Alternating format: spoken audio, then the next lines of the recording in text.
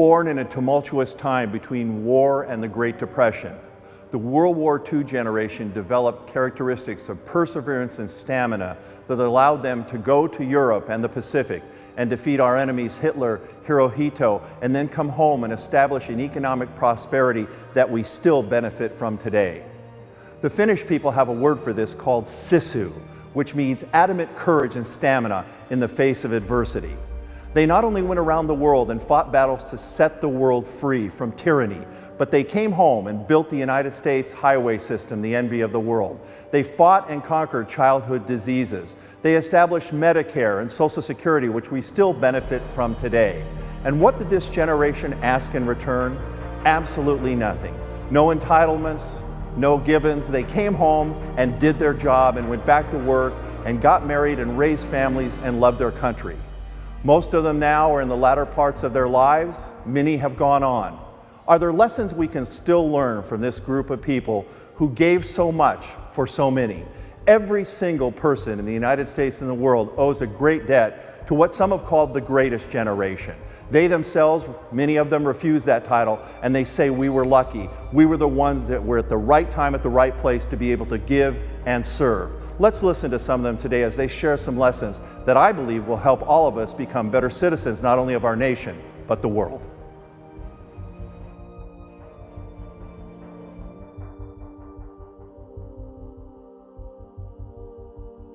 My dad and uncle on those farms, they sure believed in hard work. And they expected us to start out working when we were about 8 years old, so I was used to that. I actually cried when I was in the 3rd grade because the bean picking platoon lady, when the school bus came by and I tried to get on the bus so I could be on the bean picking platoon to make my money, because my folks said, if you want a bicycle, we don't have money to buy a bicycle.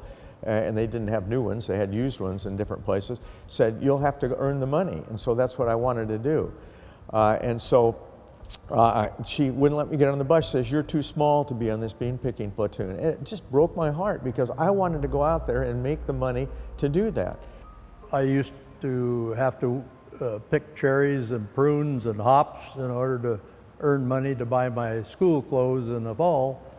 And I think that was a worthwhile thing to learn how to be independent and work for the things that you really wanted to have. I don't have any regrets at all about my life, you know, as far as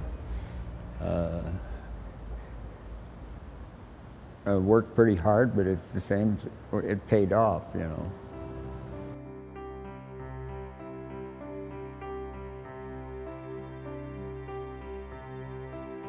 Well, World War II was so much different than any conflict we've had since that time. You know, everybody, I was born and raised on a farm in Idaho, and I was home one winter day and I was riding the tractor with my uncle. We were plowing out the roads, it was snow, and my uncle said to me, I'm going to get a farm exemption for you because your dad and I need you on this farm. And I said, like hell you are.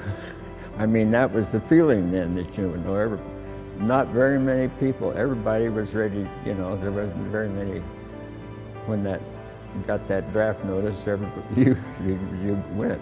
So I volunteered when I had heard that they were sending the troops at this point in time to Europe.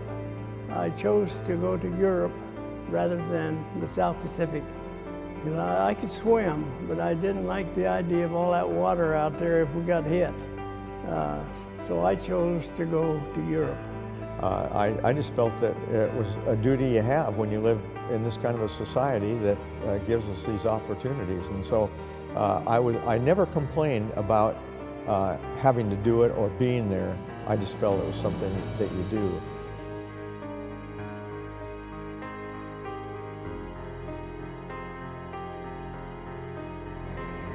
Yeah, there towards the last of the war, the Japanese, they talked the pilots into crash diving their planes into ships.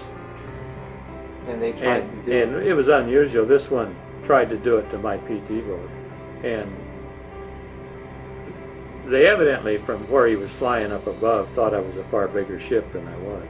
It's never fun fighting somebody that doesn't care if he dies when you do, because he'll do things you won't even consider.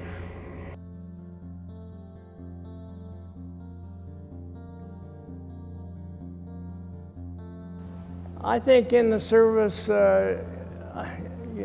you definitely, especially if you end up in combat, you definitely learn how to trust each other, follow orders, do the best you can. It gives you a feeling of strength, knowing that you've got all these friends that will go to bat for you, and you're with them side by side in foxholes, with battles. It's just unreal, the trust that you develop with each other. Not only your spouse, your friends, they're loyal to God. It just means so much to trust each other and believe that what they're saying is true and what you say is true.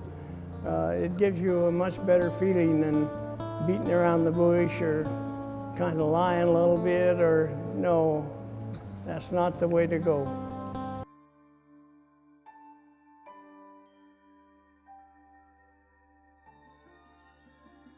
World War II veterans didn't come back. I was in a fraternity house, and when we left, the fraternity house closed down for a while until the guys come back.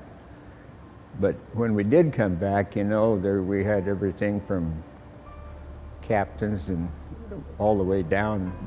But we never did sit around and talk about our time in the service. And that's true so much with all World War II veterans. I've run into World War II veterans that been through hell almost, and you know, they don't talk about it. There was a period of time there that I'm very, very fortunate. I've stepped on a landmine, and the weather in the winter had weakened it, and where it blew my camouflage off my body. And I go back to the captain, and he looks at me and gives me a bad time because I lost my uniform. There's just numerous stories. Like we took an area where there were at least 20 tanks were knocked out and abandoned, blown up, where several guys, apparently the story goes that they got scared and they jumped out of their tanks and ran, and that forced others to do the same thing. And then finally they all quit, and the Germans went in and blew up all the tanks. There's just story after story about crazy things that happened in war. One thing, you considered yourself real lucky that you came back. Because you know, we lost about 400,000 casualties in World War II, more than that. So, you know, anyway, that's the way I felt about it. As I say, when I got back and went back to school, and we were pretty contented.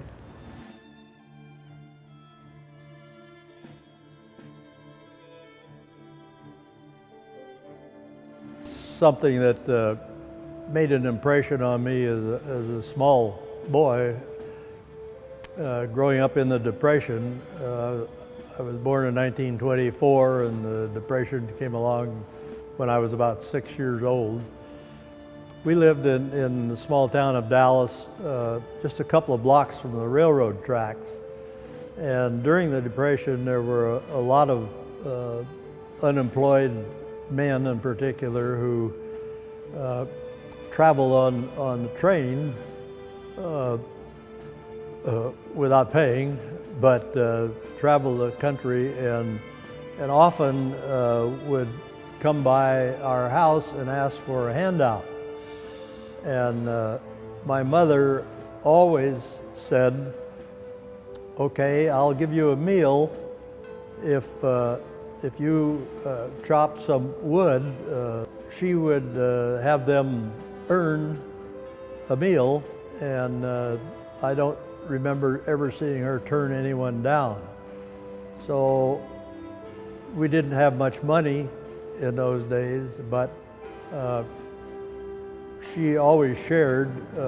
We had a neighbor widow lady with 2 children who had no income, and my mother used to take over food dishes to her. So I think I learned at an early age that we do have to look after each other. We didn't choose to be who we are. It was just by good luck that we turned out to be born in this part of the country at this time. But other people maybe were not so lucky, and it could just as well that we be in their shoes instead of our own. And so I think we definitely have a responsibility to look after others. Even though we didn't have a lot, anybody that was related to us, and they weren't even related to us, you opened your home to them and you gave up your bed for them. And so all during the war, while Campodaire was there, we had soldiers in our house. That was their generosity. And that's what happened during the Depression a lot as well.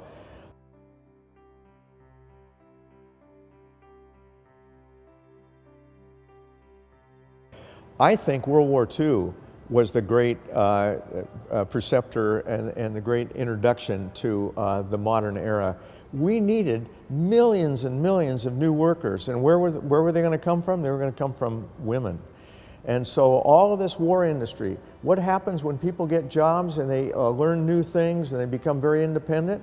It's a whole different start of, I think the real impetus for the women's movement came out of World War II, actually.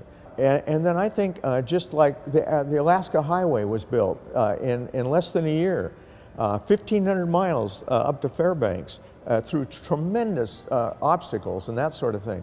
We found out we could do it. Then we also learned that the Germans had built all these beautiful highway systems prior to World War II. Let's learn a little bit from the Germans. You know, we need road systems like that. And I think it was the Eisenhower administration in '50 that really had a gigantic push on road construction and infrastructure, how important that was. You know, World War II was the most critical and certainly the most important event of the 20th century worldwide. There's just absolutely no question about it. Life was forever changed because of it and remains that way today. I once said to my friend Gilbert Whale, who was a POW in World War II, "You're a hero, sir." And he said, "No, I'm not a hero. The heroes are the ones who didn't get to come home to their wives and their children." Speak to those who have served our country every time you see them. These people have made sacrifices. Thank them for their service. We can learn a lot from them, maybe even that the greatest generation is yet to come. Charlie Chaplin once said, "The hate of men will pass and dictators die." And the power they took from the people will return to the people.